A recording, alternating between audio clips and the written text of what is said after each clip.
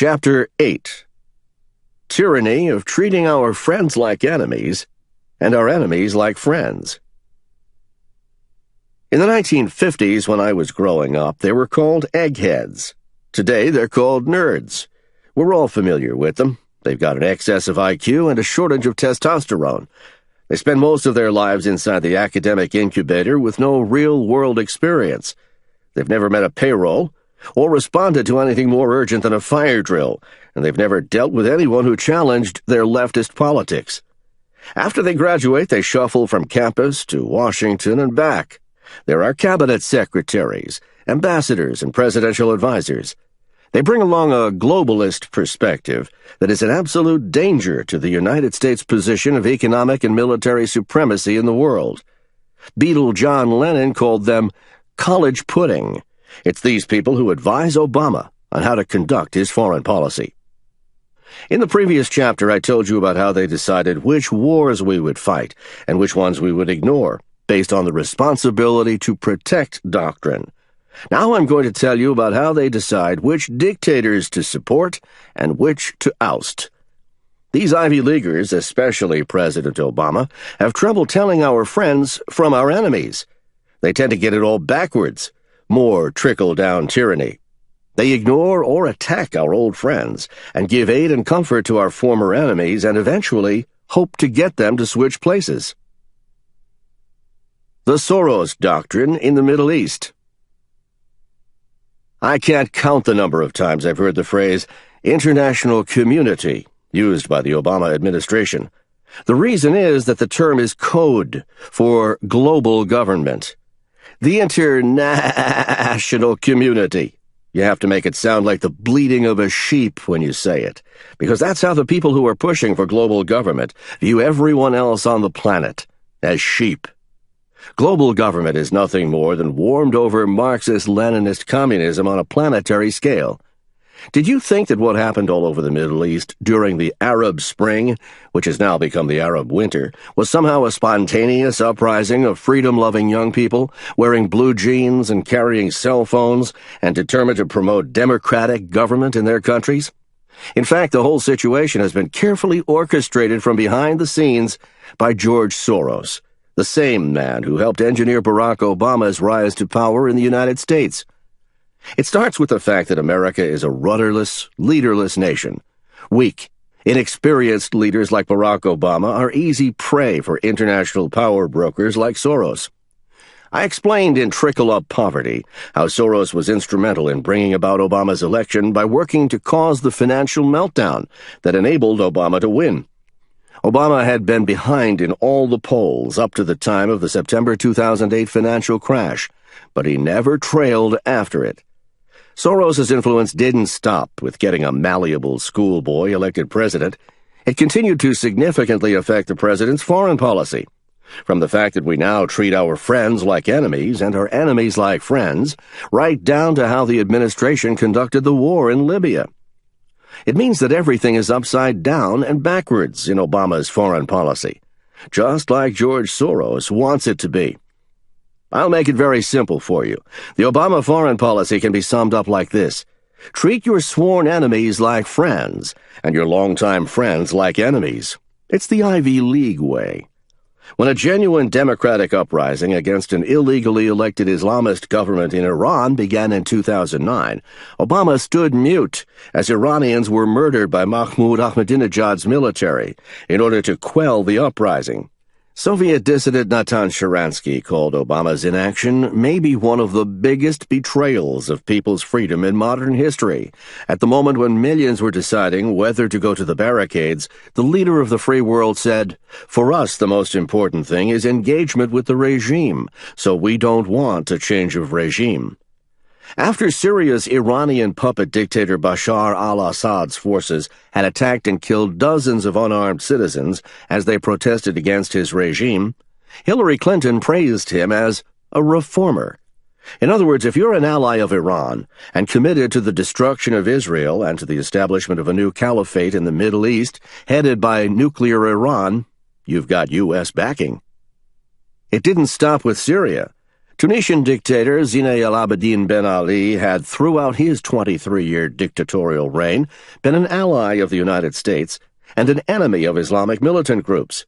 Protesters forced him to step down in January 2011, despite the fact that he had said he would not run for another term in Tunisia's 2014 elections. Again, dozens of people were killed in clashes with police in Tunisia without our feeling the need to step in. As one journalist noted, not one word of condemnation, not one word of criticism, not one word urging restraint came from Barack Obama or Hillary Clinton as live ammunition was fired into crowds of unarmed men, women, and children. And not one word of support for Hosni Mubarak, a Middle Eastern ruler who had kept Islamist radicals under control, was ever uttered by anyone in the Obama administration. From the shameful Middle Eastern apology tour early in his administration to his selective support of radical Islamist dictators, Obama has made it clear whose side he's on. In the spring of 2011, I explained in an article I wrote and posted on my website exactly what would happen as a result of the uprisings across the Arab world. Radical Muslim governments, with the support of George Soros and other anti-Western ideologues, would emerge where leaders had been ousted. As I predicted, that is happening. The war in Libya and the U.S. decision to commit resources to the ouster of Libyan dictator Muammar Gaddafi came during a time when the Middle East was in chaos, with Arab Spring uprisings against dictatorial governments happening in nearly a dozen countries. Obama's response to the uprisings reflected a disturbing trend, a pattern that's becoming apparent in the selective way he goes after Middle Eastern tyrants. Every single one of the dictators the Obama administration has actively targeted for overthrow has been a U.S. ally. Every one of the dictators Obama has refused to confront is the head of an Islamist regime that is hostile to the United States. Do you realize that Obama's sympathy with the Islamist cause is so strong and pervasive that Congress had to pass a law banning the administration from further dealings with groups known to have ties to Islamist terrorists? In the continuing resolution passed in November 2011 that extended the government's ability to keep spending, there was a paragraph that prohibited any formal non-investigative cooperation with unindicted co-conspirators in terrorism cases. It forbids Obama from any further association with Islamist radicals out to destroy America. It's easy to understand why this was necessary. The Islamist sympathizer in the White House began to tip his hand as the chaos in the Middle East spread. Let's take a savage tour through the world and meet our new friends and new enemies. Egypt. Egyptian President Hosni Mubarak had long been a U.S. ally and had kept the radical Muslim Brotherhood out of power for more than 40 years prior to Obama's intervention. The president suddenly insisted at the beginning of February 2011 that a transition to democratic government in Egypt must be meaningful, it must be peaceful, and it must begin now. With that absurd statement, the idea that transitions of power in the Middle East could be peaceful and could result in democratic governments, Obama revealed one of two things. Either he and his ivory tower advisers are hopelessly naive regarding what's going on, or he is secretly on the side of Muslim radicals and believes that the overthrow of our allies will hasten their rise to power. Less than 2 weeks after Obama made his mincing declaration that Mubarak must go, his Director of National Intelligence, James Clapper, claimed that the Muslim Brotherhood was largely secular. Within hours, the administration refuted Clapper's absurd claim, reinforcing the fact that its foreign policy is chaotic at best, subversive at worst. In addition to revealing the administration's ineptitude, its positions with regard to Egypt help reveal where Obama really stands, firmly against a strong ally of the United States and Israel. While the Mubarak regime was dictatorial, it did maintain order in the streets and suppress Islamist radicals. It also maintained peace with Israel. Within a matter of weeks, Mubarak stepped down. As the left-wing press and the Obama administration were congratulating themselves on ousting Mubarak, and the Muslim Brotherhood was moving toward taking over Egypt, the Egyptian military stepped in and took charge. If you didn't see what was coming, Let me explain it to you. As I told you in the previous chapter, Obama is an avowed anti-Semite. He's pro-Muslim, anti-Judaism. He's also anti-Christian, and his ongoing attack on Christianity is not confined to the United States. His support of the ouster of Mubarak, under whom Coptic Christians were allowed to worship in peace, has led to the rise of violence toward Christians by Muslims. In October 2011, 26 Coptic Christians were killed, and hundreds more wounded in attacks by the Egyptian military. The attack occurred as Christian groups marched through Cairo in protest against the burnings of their churches. Egyptian Muslims pelted them with rocks as they moved along, and by the time they had reached their destination at a radio and TV broadcasting facility, the army started shooting into the crowd and trying to run over the protesters with their vehicles. Observers predicted that the event would cause a massive emigration of Christians from Egypt. Obama's response left me disgusted. In the wake of the murder of more than 24 unarmed Christians by the Egyptian military, the president called on Christians to show restraint. How were they supposed to do that? By allowing more of their brethren to be murdered by the military? The president continued, "Now is the time for restraint on all sides, so that Egyptians can move forward together to forge a strong and united Egypt." The loss of life was tragic, but Christians need to put it behind them? No international sanction against the Egyptian military? No condemnation of an obvious hate crime against Christians? No withdrawing of U.S. foreign aid from Egypt? Don't tell me Obama didn't know something like this would happen. After Mubarak's ouster, the Egyptian military demonstrated that it was incapable of maintaining order. Reports began to emerge out of Egypt that indicated there were no police on the streets in Cairo and other cities. Coptic Christians, who make up about 10% of Egypt's population, were clashing with Muslims, and the result was extensive casualties. Ambulances were nowhere to be seen, and the wounded were transported to medical facilities in garbage trucks. Roadblocks were frequently set up, not by the government but by lawless thugs, who stopped traffic and stole valuables from the occupants of the automobiles they detained. Without a functioning police force, vigilante groups sprang up, taking the law into their own hands. Reports also surfaced that the Egyptian army was partnering with the Muslim Brotherhood to perform virginity tests on women who protested in Tahrir Square. So much for Obama's insistence that the transition must be peaceful. So much for a pro-Israel, anti-Muslim Brotherhood Egypt as an ally of the United States. Egypt is under military rule with the ouster of Mubarak. Although there remain deep divisions between Islamists and those who favor a secular government, the overwhelming likelihood is that the Islamist Muslim Brotherhood will prevail. With Mubarak gone, the transition to either a military government or one founded on Islamic law is guaranteed. Libya. When the popular revolt against Libyan dictator Muammar Gaddafi began, Obama didn't know what to do. Many of his strongest supporters, like Nation of Islam leader Louis Farrakhan and race hustler the Reverend Al Sharpton, were actually in favor of the dictator, and Obama had made nice to the dictator from his first days in office. It is time for a savage history lesson, which includes the important points that the mainstream media leave out. Abdelbasit al-Megrahi was a colonel in Libya's intelligence service when he approved the bombing of a packed passenger jet, Pan Am 103. It exploded over Lockerbie, Scotland in 1988, killing all 270 people on board.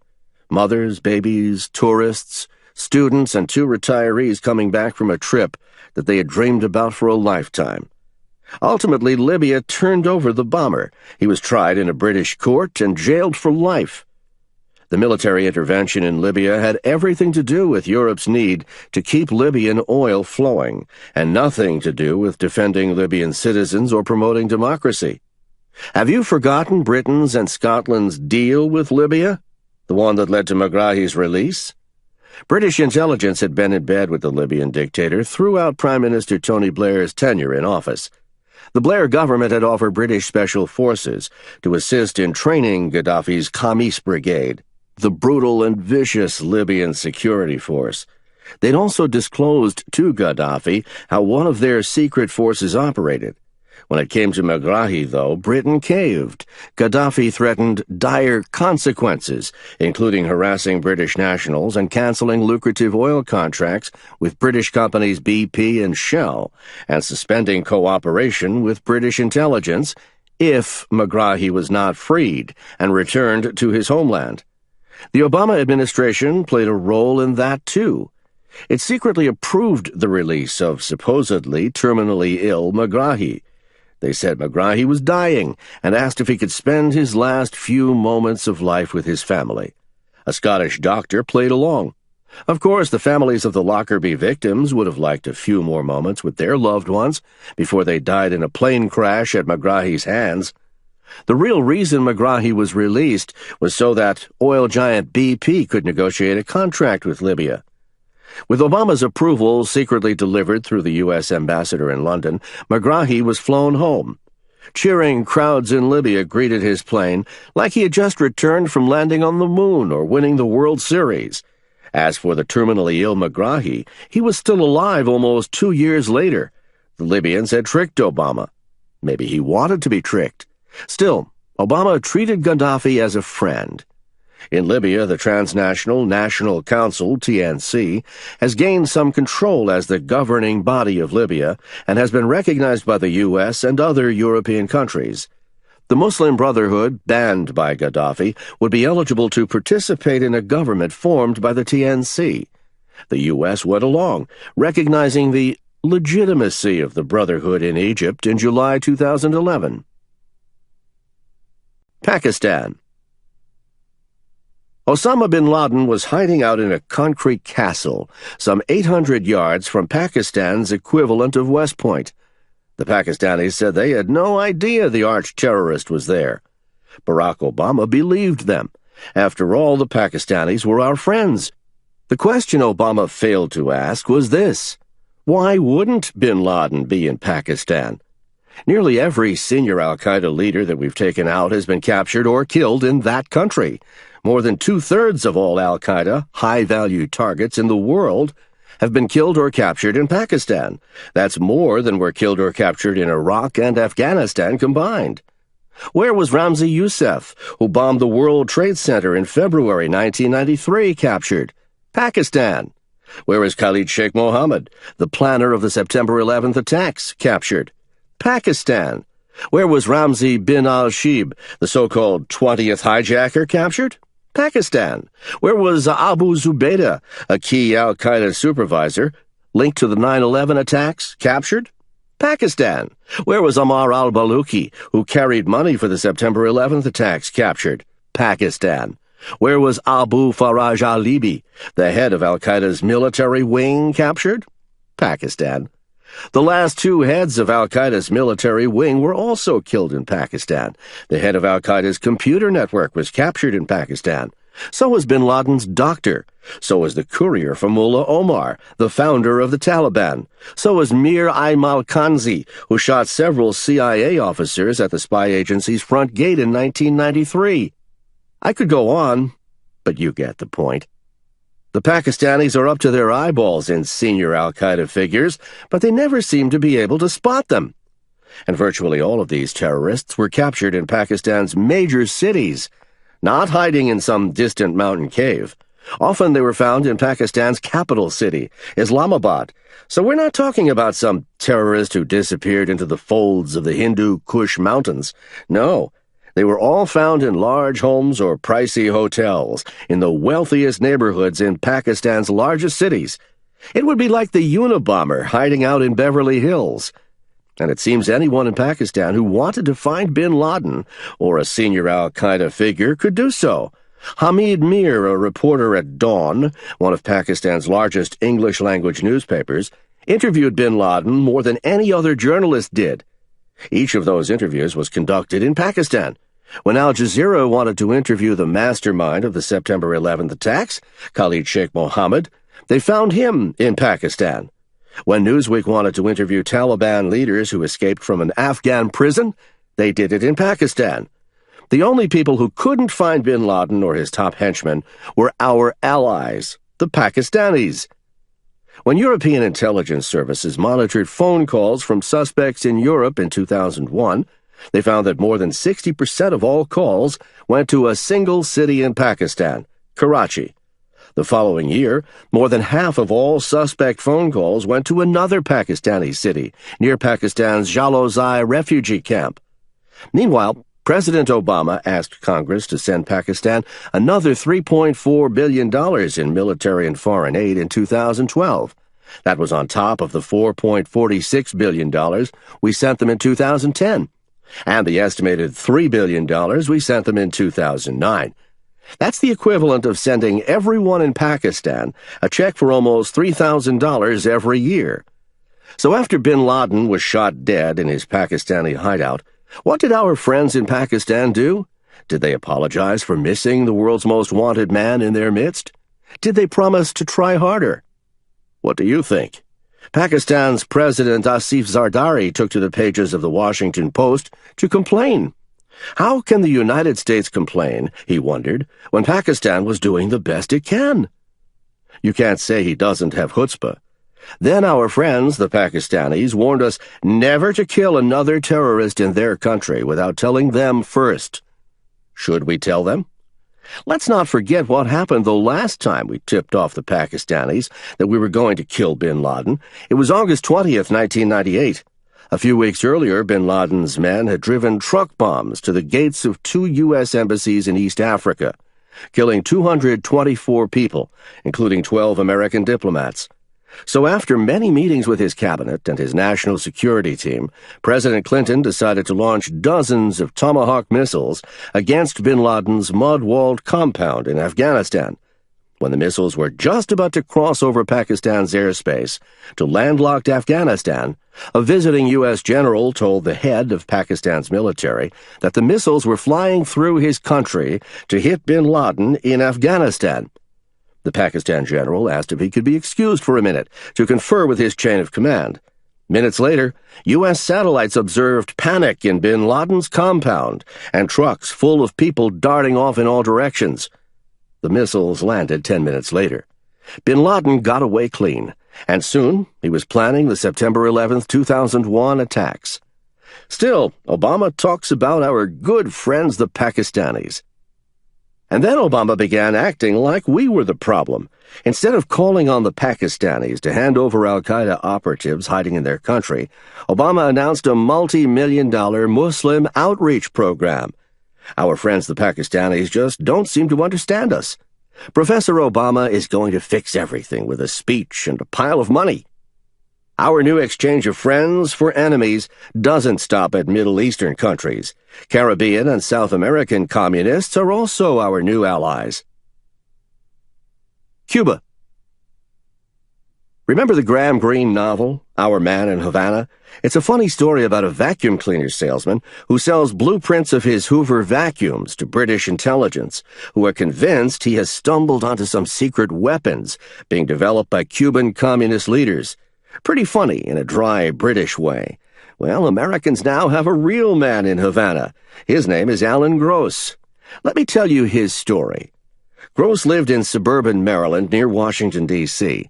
He devoted his life to doing humanitarian work around the world.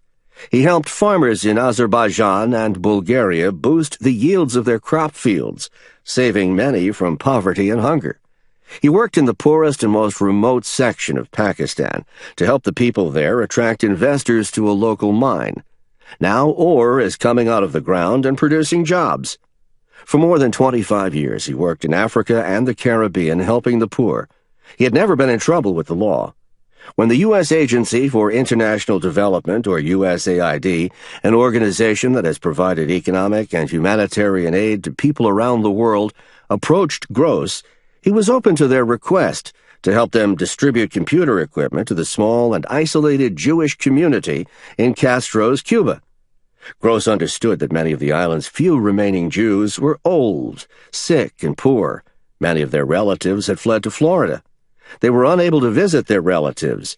Castro doesn't let people leave his island prison, and their families were unable to visit them.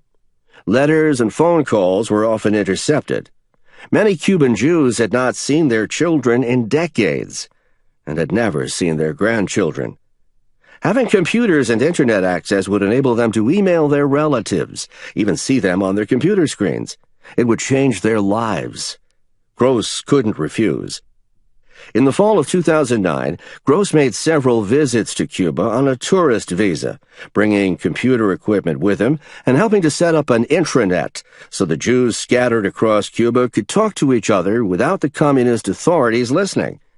In December 2009, before he was able to make the next step, linking the Cuban Jews to the outside world, he was arrested. The Cuban authorities phoned his hotel room and asked him to come down to the lobby to pick up a message. Instead, the secret police picked him up. For the next 14 months, he was held in a maximum security prison. He kept asking what crime he had committed or what the charges were against him. There were none. They were simply holding him. The little food he got in prison was tainted, and Gross became very ill. When Judy, his wife of 40 years, was finally allowed to see him in July 2010, she was shocked. In 7 months, he had lost 90 pounds. He wasn't heavy to begin with. Only when the Cuban authorities believed that he would die soon was he moved to a military prison hospital where he received some help. In February 2011, Gross's Cuban attorney came to visit him. He was surprised and grateful that the American was still alive. He said he had good news. You will never guess what that good news was. The Cuban communists had decided to put him on trial. He was charged with being a spy and committing crimes against the state of Cuba. Why was that good news? There was a slim possibility that he might be found innocent and released. Could that happen? His Cuban attorney, perhaps wanting to be kind, said, "It could." But it didn't. In a trial closed to the American press, the prosecutor said Gross was a mercenary, sent to Cuba to wage a cyber war against the Cuban Revolution. Ordinary Cubans are not allowed access to the Internet, and giving it to them was a counter-revolutionary act. The judge sentenced Gross to 15 years in prison. Gross is now 61 and will likely die before he is released. After his arrest, his 26-year-old daughter was diagnosed with cancer. He may never see her again. Where was Barack Obama when all this was going on? Playing golf, going on vacations, and ignoring what was going on in Cuba. Throughout Gross's long ordeal and travesty of justice, Obama didn't utter a single word in his support. To do that would be violating two of Obama's strongest positions, his anti-Semitism and his support for communist dictators. The only thing we heard from our government came from the press spokesman for the National Security Council, Tommy Viator. Viator complained mildly that the communist judge's ruling adds another injustice to Alan Gross's ordeal. That's it? Where is the outrage against an American unjustly held? Why does Obama and his team have so much compassion for the terrorists held in a U.S. Navy base on one side of Cuba, and no compassion at all for an American held on the other side of the same island? Let's cut to the chase. For Obama, Alan Gross is just a pawn in a bigger game. Obama doesn't want to help this innocent American because he has another agenda. He wants to improve relations with Cuba and its cruel dictator brothers, Fidel and Raul Castro, and he wants to make sure he doesn't offend his Islamist brothers by supporting a Jew. Obama has lifted restrictions on America's sending money to relatives in Cuba. He wants to eliminate travel restrictions to Cuba, and he eventually wants to lift the embargo on Cuba. He wants the Cubans to be our new friends, even if Alan Gross is left to rot in its prisons, and his American family is relegated to staring at an empty chair where Dad used to sit. Imagine the pain of that empty chair on Thanksgiving Day, or his wedding anniversary night. That's the Obama doctrine. Turn our old enemies into our new friends, no matter what the human cost. Venezuela. The story goes like this. As the president was flying home from a trip to Spain in November 2010, he stopped by the cabin where members of the press are sequestered and made a joke. He explained that he was returning to Washington by way of Venezuela, so he could pay a visit to his friend Hugo Chavez. CBS reporter Mark Knoller tweeted this. Obama joked he'd have AF-1 fly home via South America so he could see Hugo Chavez. Some joke. Ed Henry of CNN had this to say, POTUS a little punchy. comes to press cabin on AF1 and jokes he's stopping in South Am on way home from Europe to see Chavez. Chavez was fine with the president's impromptu plan. He responded that he would embrace the president and eat Socialist arepas with him. Hundreds of people responded to news of the incident when it was posted on the website The Blaze. One commentator had this to say: "Mr. Obama will try to take America down with him and turn us into a Soros communist puppet. I, for one, will not let her pass into the night without giving my all to keep her free." Another one wrote, "Who thinks he wasn't kidding? Sounds like he just wanted to see his friend and dictator for some pointers on fixing the next election, if he allows it at all, or taking over another private enterprise. Wake up, America." Venezuelan President Hugo Chavez is a dictator in the mold of his mentor, Fidel Castro. He has seized and shut down virtually all of the independent newspapers, and his broadcasting Gestapo, Conatel, has closed more than 200 TV stations and 34 radio stations that oppose him. When judges dare to defy him, he has them removed. Chavez also has seized the assets of nearly 24 American companies, including Cargill, Coca-Cola, ConocoPhillips, ExxonMobil, and McDonald's, among others. Let me give you an example of how this works. On October 26, 2010, Chavez said in one of his speeches, "The expropriation is already ready of this glass company." Then he acted like he forgot the name of the American company he was about to seize. What's it called? Owens, Illinois. Expropriate it. Within hours, soldiers arrived at Owens, Illinois' Venezuelan plant. If Owens, Illinois was part of one of your mutual funds, Chavez just reached into your retirement account and stole a piece of it. The company lost millions in market capitalization that day. Got any of those stocks in your retirement plan? Well, Chavez just stole from you. This isn't small change. The price tag for seizing land, farms, sugar mills, and industrial facilities totals at least $23.3 billion, according to Eco Analytica, a Caracas-based economic research outfit.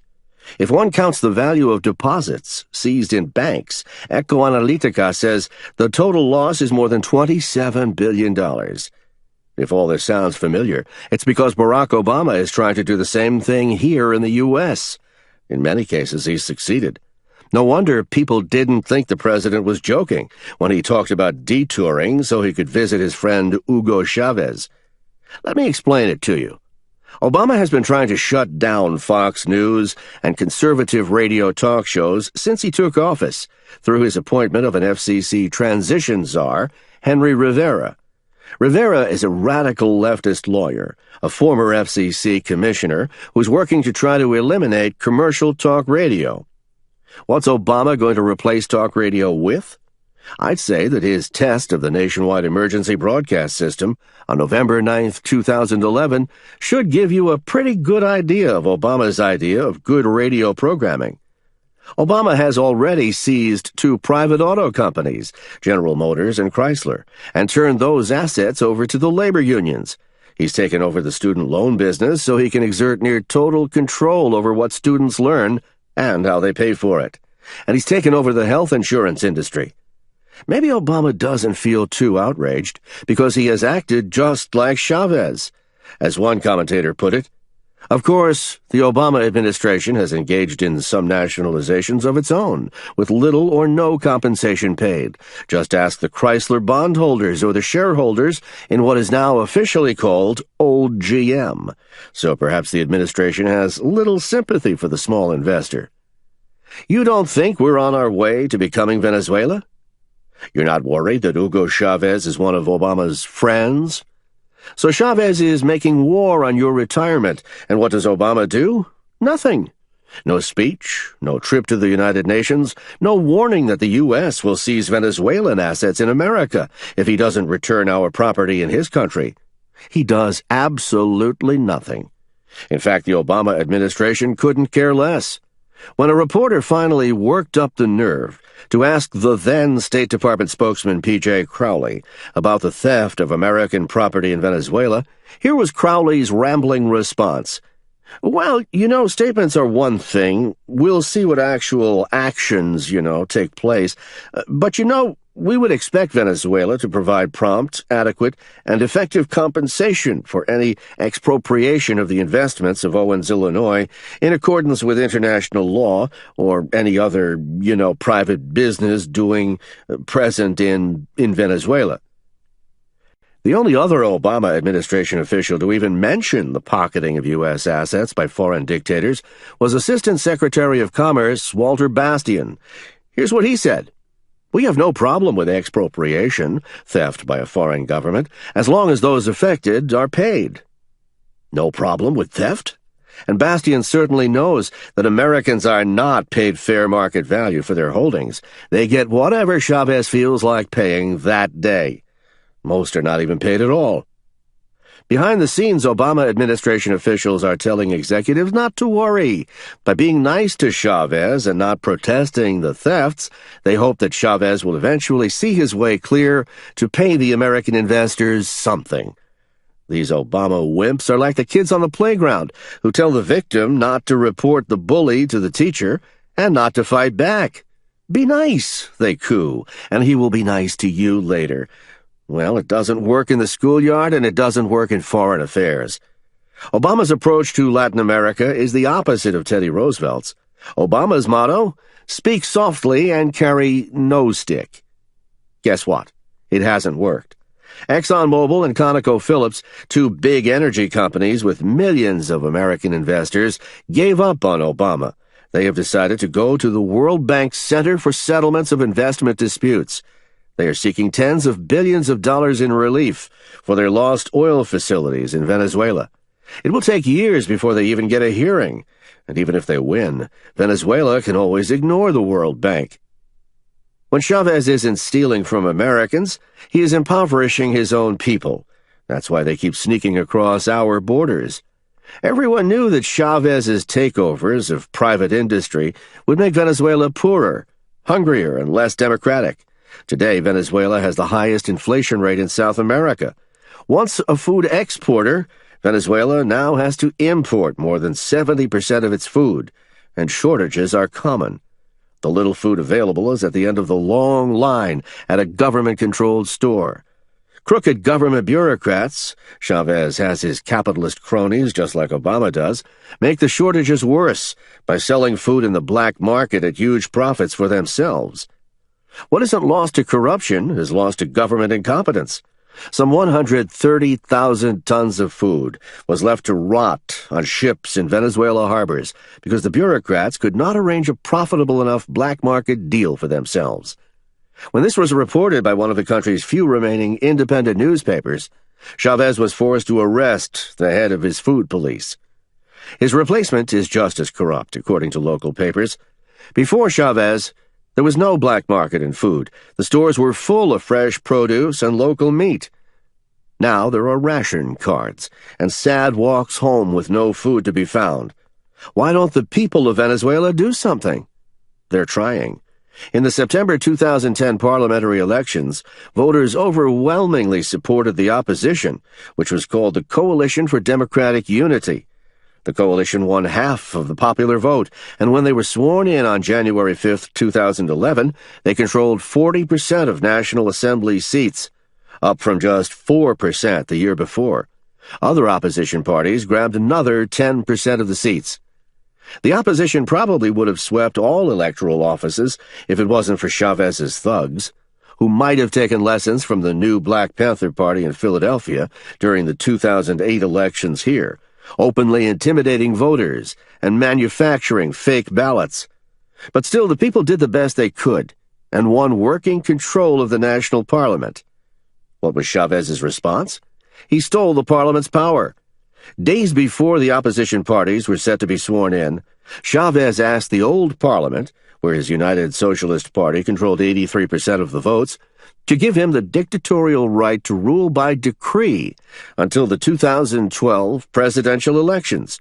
They voted overwhelmingly in favor. Chavez only had to make announcements on television, and they became law. Forget elections, legislative debates. The maximum leader simply mumbles something on television, and it is law. and the parliament is powerless to stop him.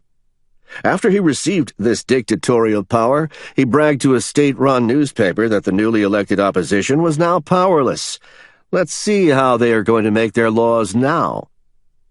With Chavez starving his country and mocking democracy, there can only be two results: more seizures of American property in Venezuela and more migrants slipping over our border. Again, Obama does nothing and says nothing. State Department spokesman Crowley managed only a lukewarm response.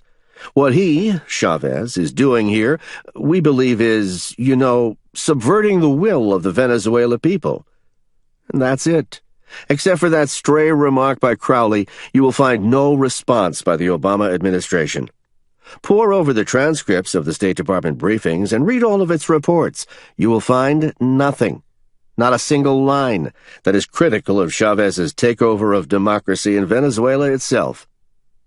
Congresswoman Ileana Ross-Lehtinen, who is the chairwoman of the House Foreign Affairs Committee, sees right through Obama's game. The president might act like he's not taking sides, but he is. And he is siding with a socialist dictator, rather than Americans who are losing their retirement money and Venezuelans who are losing their freedoms.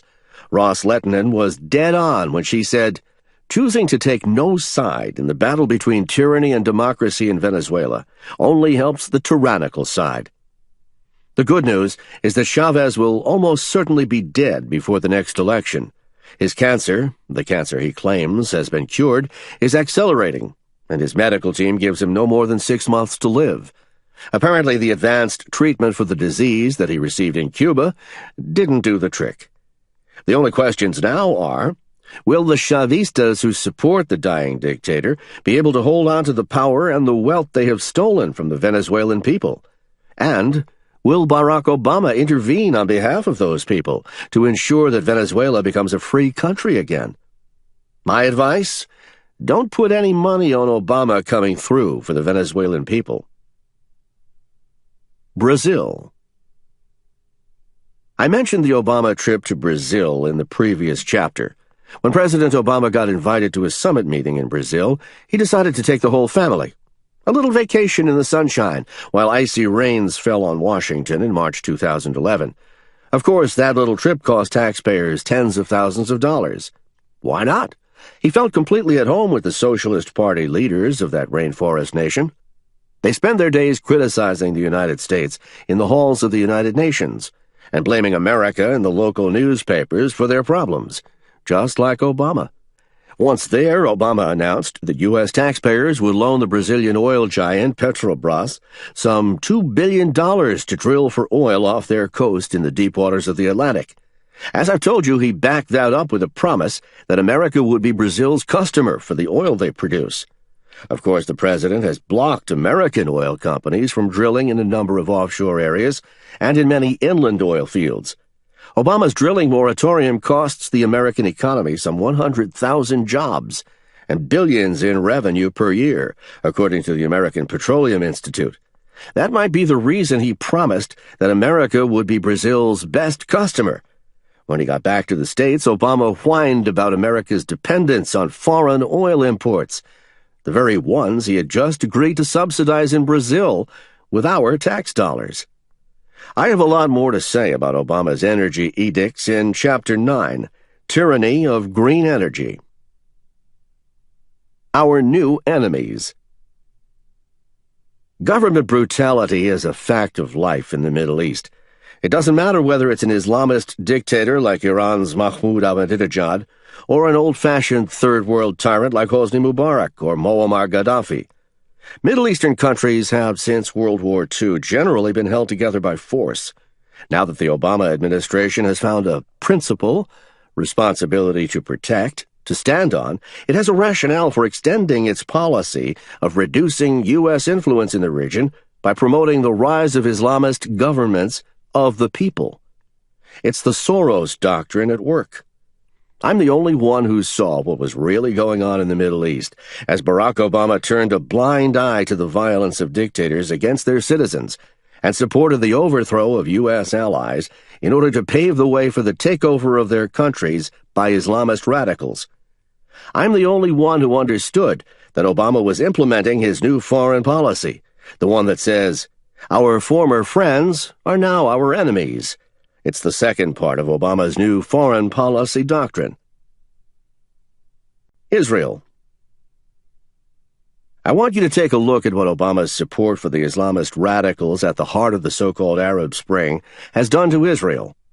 In May 2011, the president delivered 2 speeches on Israel, in which he called for Israel to restart negotiations with its Islamist enemies, starting with borders based on the 1967 lines with mutually agreed swaps. In other words, Israel, which Obama continually refers to as an occupying force, would give up large amounts of its territory while accepting borders that would prevent it from defending itself against the attacks from its sworn enemies just across its borders. Israeli Prime Minister Benjamin Netanyahu proceeded to scold our schoolboy president in a speech to a joint session of Congress, saying, "Jerusalem will never again be divided. Jerusalem must remain the united capital of Israel." He received 29 standing ovations during his congressional address. One of the lines that received an ovation touched on something Obama seems unable to recognize. In a region where women are stoned, gays are hanged, Christians are persecuted, Israel stands out. It is different. After that, Obama and Netanyahu met in the Oval Office, where the Israeli Prime Minister made Obama look like a foolish schoolboy. Netanyahu explained that peace on the terms Obama had laid out will crash eventually on the rocks of Middle East reality. In the meantime, Israel's border with Egypt is no longer secure after Mubarak's ouster. In August 2011, a group of as many as 20 al-Qaeda-affiliated terrorists crossed over the Egyptian border into Israel, firing mortars, RPGs, and handguns at a bus and automobiles inside Israel, killing 7 Israelis. In the same month, demonstrators outside the Israeli embassy in Cairo carried signs with swastikas on them, shouting, "The gas chambers are ready." A month later, Egyptian protesters stormed the embassy, overwhelming security guards and forcing its evacuation. Iranian Defense Minister Ahmad Vahidi spoke for Iran's growing number of allies in the new Middle East when he said that, given the takeover of the Zionist regime's espionage den and the escape of the ambassador of this usurper regime from Egypt, we can say that the second wave of Islamic awakening against the Zionist regime has started, and we hope that his movement will continue with more power. At the same time, Palestinian leader Mahmoud Abbas petitioned the United Nations to recognize a Palestinian state, while the Obama administration sidestepped the issue of Palestinian statehood in its response. It again criticized Israel's construction of settlements in areas that the Palestinians claim for their sovereign state. The Obama administration also failed to note that the Palestinian Authority chose the mother of 4 terrorist murderers, one of whom killed 7 Israelis, to lead the procession to the UN offices in Ramallah. She would be the one to hand over the letter to UN Secretary-General Ban Ki-moon. Iranian Revolutionary Guard official Masoud Jazari summed up the response to Israel's presence in this way: "The noose becomes tighter around the United States, the Zionist regime, and those who have infringed the rights of nations, and their allies will experience the same fate."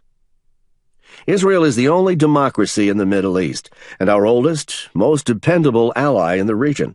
So, in Obama world, that makes it one of our enemies. First, the U.S. State Department actually listed Israel as a state sponsor of terrorism. They quickly backtracked, calling it a mistake. Right. Of course, Obama has to be subtle in his opposition to Israel. An overwhelming number of Americans support the Jewish state.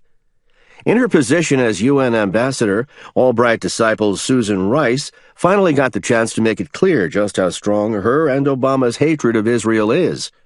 After she was forced to veto a UN resolution declaring Jewish settlements in Judea and Samaria illegal, she went on to throw Israel under the bus, explaining that the administration continues our opposition to continued settlements, that we reject in the strongest terms the legitimacy of continued Israeli settlement activity.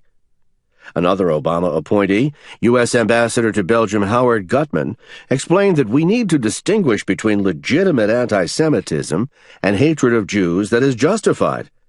In Gutman's warped view, traditional anti-Semitism on the part of Muslims is wrong and not to be tolerated. On the other hand, anti-Semitism resulting from Israel's treatment of Palestinians is just fine and should be encouraged. It didn't take long for the administration's anti-Semitic policies to surface right here in the U.S. I explained the anti-Semitic bias of the Occupy Wall Street demonstrators in Chapter 5. You don't think that Obama's support of the anti-Semites in the Occupy Wall Street demonstrations is an accident, do you? Did you think he was simply unaware of the anti-Semitic bias of these punks? What you're seeing emerge from the Occupy Wall Street idiots is Obama's new friends to enemies and enemies to friends policy. His treatment of Israel, shown in his refusal to denounce the anti-Semitism of the demonstrators, is just one more example of his insidious treatment of our former allies. Great Britain. Barely anyone noticed that Obama was not invited to the royal wedding in the summer of 2011. But it was quite a snub. American presidents are usually invited to royal weddings and coronations. President Reagan was invited to the wedding of Princess Diana and Prince Charles in 1982. President Eisenhower was invited to the coronation of Queen Elizabeth II in 1952. They might not attend, but American presidents are always invited. Not this time. The president of Uganda got invited. So did the potentate of Bhutan. Even the head of St. Vincent, a tiny isle in the Caribbean, got the gold-leafed invitation. But not the leader of the free world, the president of the only remaining superpower on planet Earth. The special relationship with Great Britain, which was forged in the fires of World War II and has lasted through 11 presidents and more than 50 years of world crises, isn't so special anymore. At least it is not so special to President Obama. For a long time, the British didn't get the joke. They still thought America cared about them. Let's not forget that the British have deployed soldiers, ships, and warplanes to Iraq and Afghanistan to fight alongside our forces, losing thousands of men in the bargain. Or that British intelligence supplies thousands of phone taps, as well as human intelligence to stop al-Qaeda terror attacks here in the United States. Or that the United Kingdom, the world's fifth-largest economy, is one of America's largest trading partners and a top 5 source of foreign direct investment in America, building plants and creating jobs here in the land of 10% unemployment. What happened? From the start of his presidency, Obama signaled his anti-British stance. Remember all those remarks about the evils of British colonialism? Remember when Obama ordered the return of the famous bust of Winston Churchill, Britain's heroic World War II leader? The lump of bronze was loaded with history and symbolism. Its return to Britain without explanation offended millions of Britons. The story and the snub played in the British press for weeks. Next came Obama's odd, egotistical gifts to the Queen and the Prime Minister. Gifts are traditionally given during state visits.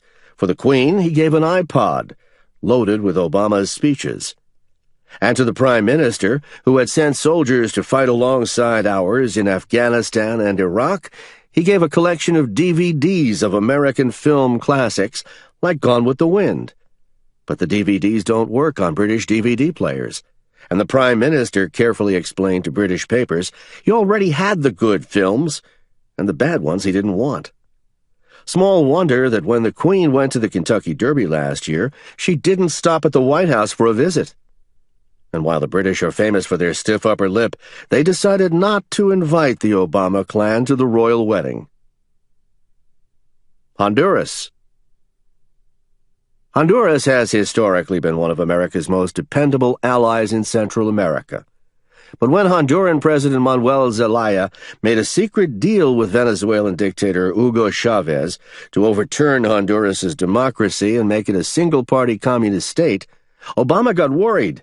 The problem was, he wasn't worried about seeing a democracy overthrown. He was worried about the rights of the communists trying to stage the coup.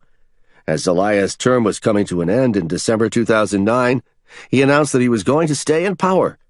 Emulating Chavez, he canceled elections.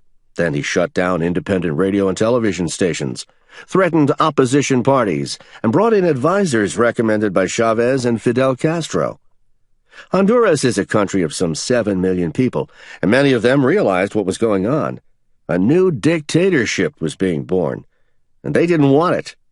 They had seen what Castro had done to Cuba, and what Chavez had done to Venezuela. All through the spring of 2009, the tension built. Honduras realized that it was at a crossroads.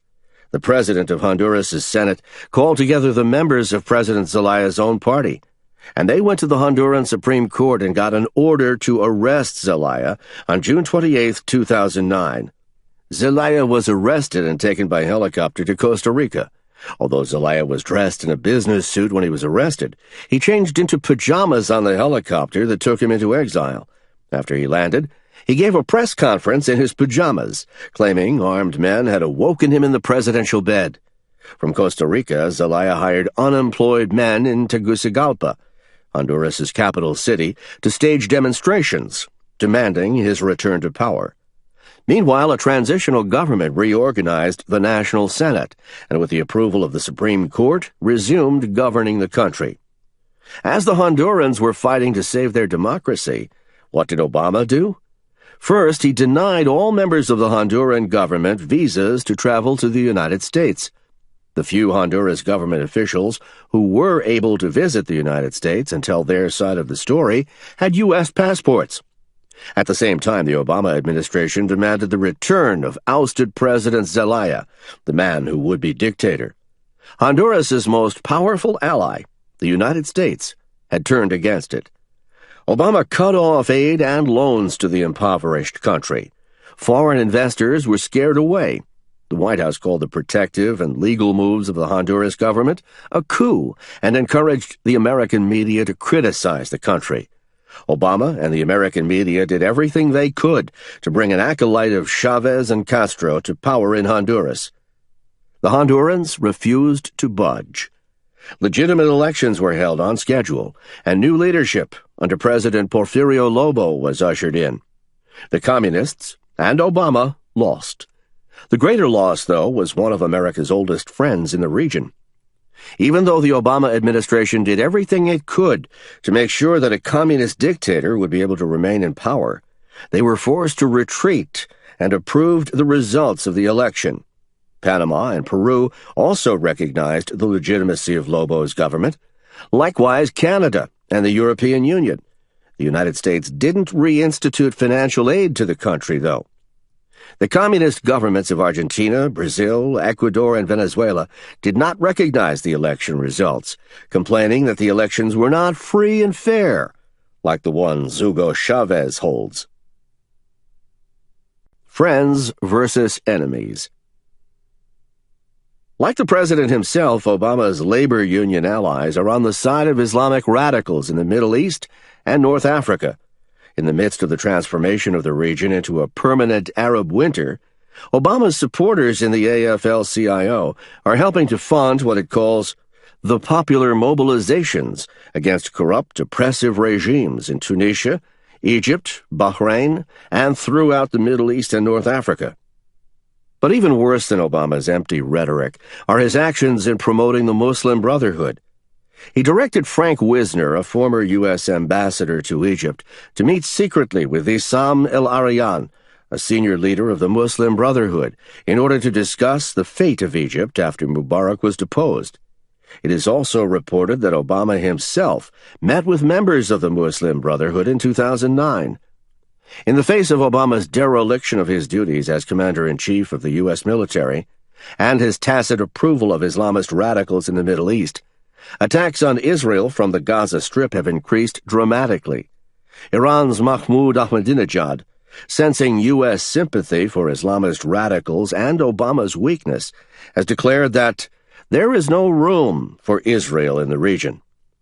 And since Obama abandoned Mubarak in Egypt, Saudi Arabia and the other members of the six-nation Gulf Cooperation Council have expressed their lack of trust in U.S. policy. They had encouraged Obama to support Mubarak, and in the wake of the president's defection, they're turning elsewhere for support against Islamists. It seems they don't trust an Obama foreign policy based on universal values. With Mubarak gone, Iran now has another likely ally in Egypt. With Egypt no longer in its corner, Israel is now completely surrounded by radical Islamist regimes dedicated to its destruction. The situation began to play out in September 2011, when protesters in Cairo went on a 13-hour rampage, storming the Israeli embassy, destroying property in the building, and forcing the entire embassy staff to leave the country. 6 Israeli guards were forced to take refuge inside a steel-doored safe during the attack. It's something that would never have happened if Mubarak were still in power. Yet, in this case, security forces stood by, doing nothing as demonstrators tore down a concrete security wall around the compound. The ruling Egyptian military did not order police to stop the mob. Obama's anti-Mubarak position is already paying dividends for the Islamist sympathizer-in-chief, as Israel's situation becomes more tenuous by the day. The situation is ripe for Islamist terrorist organizations to move in and take further control of the Middle East. Obama is their enabler. Obama is the epitome of a weak, liberal president. He mouths utopian leftist platitudes, while the governments of our allies in the Middle East are challenged. Obama has actually said that the Muslim Brotherhood must reject violence and recognize democratic goals. His apparent lack of understanding of the consequences of this type of rhetoric and of the positions he holds is unfathomable. It now seems more and more likely that at heart he is true to his Muslim upbringing and is bound to cede the power of the Judeo-Christian West to Islamic tyrants. He supports the demonstrators when there is a chance that his support will lead to the overthrow of our allies, but he keeps his mouth shut when Islamist regimes are threatened by popular uprising. His weakness is having the effect of enabling a new caliphate to be formed in the Middle East. We're very likely witnessing the formation of a new Islamist alliance, led by Iran. People who understand the true urgency of the situation have universally condemned Obama's positions. A piece titled, "A Bullet in the Back from Uncle Sam," described the politically correct diplomacy of American presidents throughout the generations as naive, and quotes Israeli lawmaker Benjamin Ben-Eliezer as saying, "I don't think the Americans understand yet the disaster they have pushed the Middle East into." The coward in the White House waited until the international community, in the form of the UN Security Council, gave him cover by voting for sanctions against the Libyan dictator before he agreed that the United States would join in against Gaddafi. Maybe you also noticed that China and Russia did not vote on that resolution. That's because China and Russia want nothing to do with global government. They understand the necessity of being strong nation-states. They understand that if Barack Obama has his way, the United States will become just another mediocre nation on a planet full of mediocre nations, leaving the field open for them to step in and assume power. They're watching, licking their chops as he does just that. As I've shown you, George Soros continues to exert a strong influence on the policies and pronouncements of Barack Obama and his administration. His influence includes promoting the Muslim Brotherhood to a position of power in Egypt. The idea that somehow America is responsible to protect the rebels who ousted Gaddafi, although we ignored precisely the same situation in Iran in 2009 and in Syria, as Assad murdered civilian protesters, seems to defy all logic, unless you look further to find the underlying doctrine for the administration's policies. The decision to commit American military resources in Libya had nothing to do with America's vital interests. Defense Secretary Gates admitted as much. It had everything to do with the policies of George Soros and his hatred for Israel and for Western capitalist democracies. Soros's purpose is to line his pockets and those of his cohorts through the formation of a global government, and the first step toward that is the elimination of dictatorial allies of the West and their replacement by radical Islamist governments. As the Middle East is burning, the globalists are earning. George Soros and his cohorts used the upheaval in the Arab countries to line their pockets. Our president is an as yet unindicted co-conspirator. Chapter 9. Tyranny of Green Energy. I am a staunch advocate for protecting our environment. I published my first book, Plant a Tree, a working guide to regreening America, in 1975, and in it I gave advice and know-how about the ways we can work to preserve and improve our planet. That advice is as valid and important today as it was when I wrote it. I continue to contribute to many organizations as committed to legitimate environmental causes as I am. That's why I find this administration's corrupt, fascistic co-opting of the cause of environmentalism for the purpose of inserting the tentacles of government further and further into our lives among the most disturbing of all.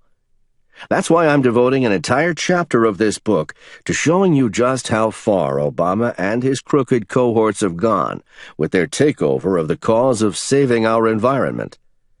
Let me start with their attack on one of our most successful companies. In 1986, the Gibson Guitar Corporation was struggling, about to go under. That was the year its current CEO, Henry Juskowitz, bought Gibson, and through a brilliant marketing strategy turned it around, making it profitable within less than a year of taking ownership. Like me, Juskowitz is a committed environmentalist.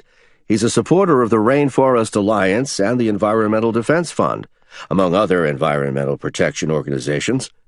I'm still wondering what he did to deserve the treatment his company has received from the Obama administration. On Wednesday, August 24, 2011, thugs from Eric Holder's Justice Department, armed to the teeth with automatic rifles, as if they were shutting down a meth lab, raided the Gibson Guitar offices and manufacturing facilities in Memphis, Tennessee. They were there to seize wood the company used in manufacturing guitars, and company financial records, in order to determine if Gibson had been using wood that had been banned under a recently revised U.S. law. The real purpose of the raid had nothing to do with rare wood. It was conducted to demonstrate the power of government regulators to impose their will on American businesses, and by extension on the American people. They waved their guns in people's faces and threatened Gibson employees with jail terms before closing down the factory for the day and sending the workers home. Juskowitz was clear about what he thought the Justice Department was doing. Agents seized wood that was Forest Stewardship Council controlled. Gibson has a long history of supporting sustainable and responsible sources of wood and has worked diligently with entities such as Rainforest Alliance and Greenpeace to secure FSC-certified supplies. The wood seized on August 24th satisfied FSC standards. I'm even more clear about what the Justice Department was doing. The raid was nothing more than the Justice Department attempting to intimidate Gibson without filing charges. Gibson is one of the most successful musical instrument manufacturers in the United States. Its guitars have been used by virtually every jazz, blues, and rock musician, from Charlie Christian to Albert King to Eric Clapton. Gibson created the first and most famous solid-body electric guitar, designed by and named for the legendary musician and innovator Les Paul. They're also one of the most environmentally friendly companies I know of, committed to the conservation and wise use of the rare woods that go into some of their instruments. As bad as the raid on the company was, the regulatory fascists aren't stopping at simply trying to shut down Gibson. They're after much more than that. The musicians who own Gibson instruments that might be made from banned wood are subject to having them seized, even though most of the instruments in question were manufactured decades before the restrictions on the wood they contain were in place. The raids were conducted under the Lacey Act of 1900, originally passed to regulate bird feathers used in ladies' hats. The law was expanded in 2008 to include wood imports. The bans aren't just on the wood the bodies of the guitars are made of. They extend to fretboards, bridges, anything, no matter how small, that might possibly be made from a restricted wood at any time. Instruments that were made before the law was expanded in 2008 are apparently grandfathered into the legislation, despite the fact that their owners and manufacturers could have had no idea they were playing or manufacturing anything illegal. It's more than simply protecting endangered species of plants and animals, or preventing global warming, though. I've told you over and over that Obama's green energy initiatives are nothing more than dangerous power grabs designed to weaken the economy and give more control over our lives to the leftist elite. Juskowitz makes it clear just how brutal the Holder Obama stormtroopers were and what he and his employees had to endure. I was pretty upset, but you can only do so much when there's a gun in your face and it's the federal government. The federal government committed the equivalent of armed robbery from a company that is a symbol of American capitalist success. From electric guitars to electric cars, the Obama administration is an administration of regulatory fascists, determined to control or shut down everything from manufacturing to energy production. The environmental Nazi in the White House promotes these green energy initiatives not because he's committed to saving the planet, but because he's committed to taking it over. The politics of green energy. He's also committed to paying back his political supporters. I've known for a long time that that's how politics works. When someone contributes money to your campaign, you find a way to repay them. There's no secret about that. But when you combine political payback with a green energy initiative based on phony science, and the investment of billions of taxpayer dollars in companies the government knew were about to fail, you get some of the biggest scandals in recent memory. In 2009, the federal government guaranteed a loan of $535 million to a green energy company that had absolutely no prospects for success. Like much of the legislation this administration has produced, Obama rammed through the loan without the necessary due diligence and against the advice of the Office of Management and Budget. The company was the poster child for the president's corrupt green energy initiative.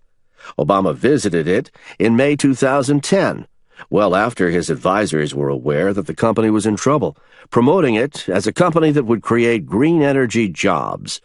The White House went so far as to produce a video explaining how companies like Solyndra are leading the way toward a brighter, more prosperous future.